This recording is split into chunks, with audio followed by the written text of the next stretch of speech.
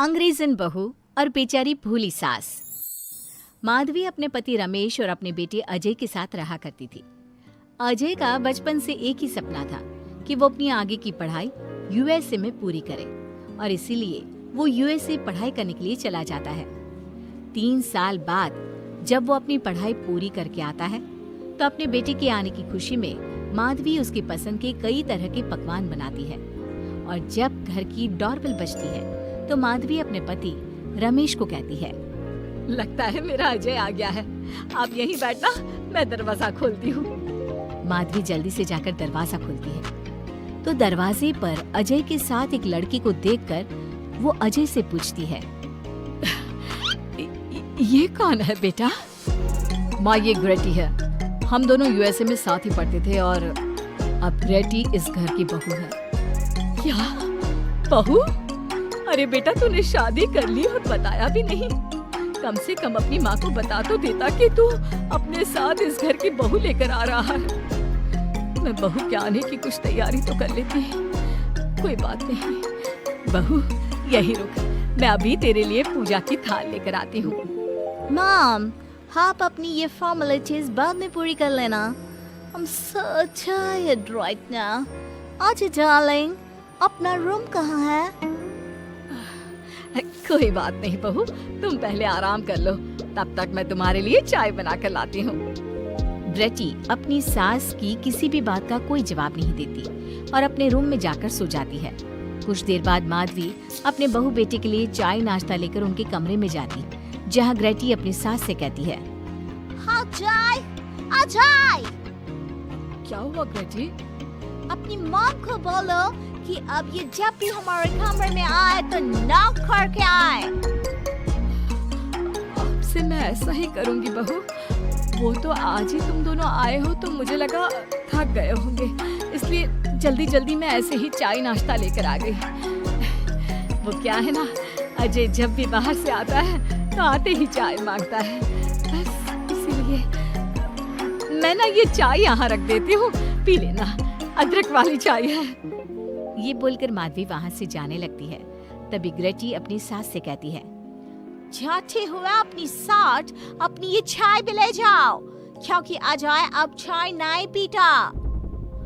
हाँ माँ, जब से मैं यूएसए गया हूँ तब से मैंने चाय पीनी छोड़ दी है। अब एक काम करो, हम दोनों के लिए कॉफी ले आओ, मैं सच में बहुत ज्यादा थक गई हूँ। अरे ठीक है, ला देती हूँ। अच्छा बेटा, तुम्हारे मम्मी पापा इंडियन है या फिर वही अंग्रेजी है?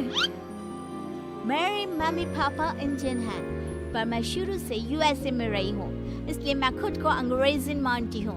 वैसे अब जल्दी से जाकर मेरे लिए कॉफी लेकर आओ और मेरे बारे में इतना ज्यादा इंक्वायरी करने का जरूरत नहीं है। अरे हाँ हाँ, अभी लाती हूँ। वैसे बहू, मैं तुम्हें ना इंडिया के सारे तौर तरीके सिखा दूंगी। अरे क्या हुआ, तुम्हारी परवरिश अगर यूएसए में हुई है हाँ तो इंडियन ही ना। हमसे ज्ञान नहीं मांगा है, अब कुछ देर के लिए हम दोनों को अकेला छोड़ दो प्लीज, हाथ छोड़ता है।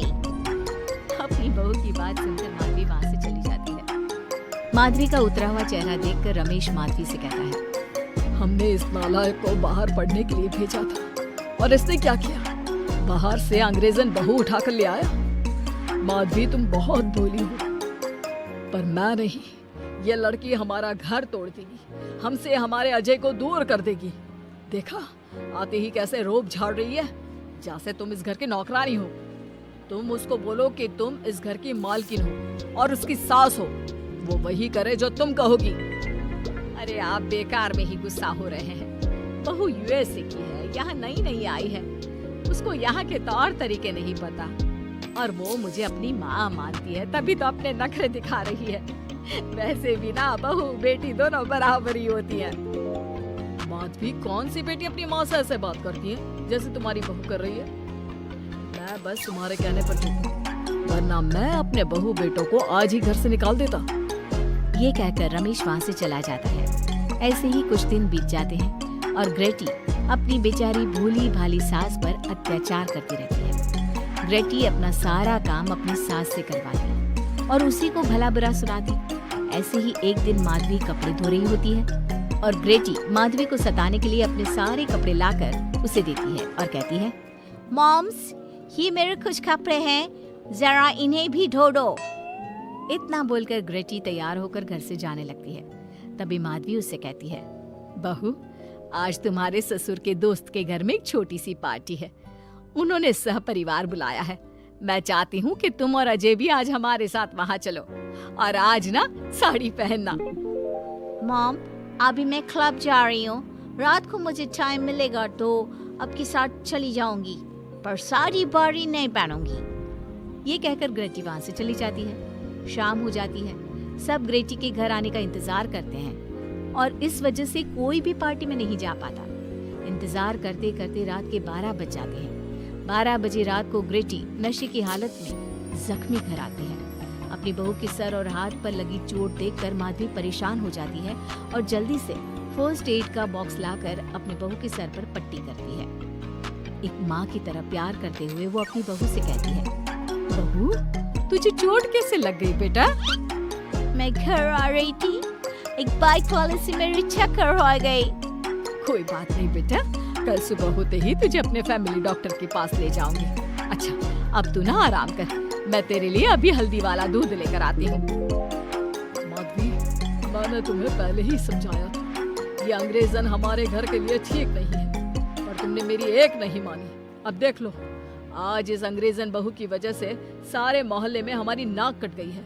आज सब हम पर हंसते हैं और ये सब कुछ तुम्हारी वजह से हुआ है, तुम्हारी छूट की वजह से हुआ है। ये कहकर रमेश अपने रूम में चला जाता है, पर माधवी अपनी बहू की पट्टी करके उसे उसके कमरे में जाकर सुला देती है। अगले दिन माधवी ग्रेटी को लेकर अपने फैमिली डॉक्टर के पास जाती है, जहाँ ग्रेटी देखती है कि उस डॉक्टर की बहू ने साड़ी पहनी है और एक संस्कारी बहू की तरह घर में पूजा पाठ करके अपने सास ससुर के पैर छूकर उनका सुबह सुबह आशीर्वाद लेती है। डॉक्टर की बहू को देखकर ग्रेटी को अपना बर्ताव याद आता है और उसे एहसास होता है कि वो अपनी भोली और मासूम सास के ऊपर कितना अत्याचार करती है, पर फिर भी माधवी सबसे लड़कर हमेशा उसका साथ देती है। ये सब देखकर ग्रेटी को पश्चाताप होता है और कुछ देर बाद वो दोनों दवाई लेकर घर आती है।